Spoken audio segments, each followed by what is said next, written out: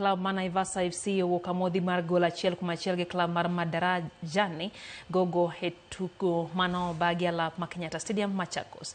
Naivas FC noyudo gol mar gi dakika mar 11 kapok Dimba Patriots yudo gol mar gi dakika mar 55 to jotugo wuok e yueyo. Point achiel cholo Dimba Patriots nyake thuolo mar 11 e chung mar timbe gi points 16 ka club ma Naivas FC omako thuolo mar 16 points 2 nyim Muhoroni Youth momako thuolo mar 20 gi mogik.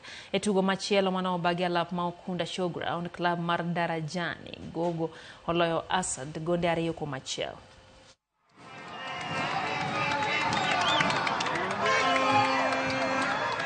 Mechi ya leo hii ilikuwa tunafaa tupate ushindi. Tumepoteza nafasi mingi sana. Na hiyo ndio imekuwa main problem kutoka kwa hii timu yetu. So tumepata nafasi lakini hatukuweza kufunga.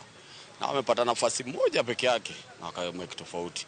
So ile kitu tutataka kufanyia kazi ni finishing yetu. Lakini pia nashukuru wachezaji kwa sababu tumetoka kwa defeat.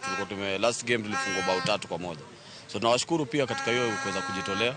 Lakini work on finishing yetu na nadhani mechi zijazo tutakuwa na nafasi njema. Tumengangana vile game imekuwa, tumepambana, from a goal down tukakuja vijana wakajicompose, tukapata an equalizer. It's a young team, vile unaona vijana wangu, very young team, so tunajaribu kwa push. We are not at our best, but we are just trying to push each and every day to make sure that the boys are on the right track na wataweza kujisukuma mpaka games zitaisha.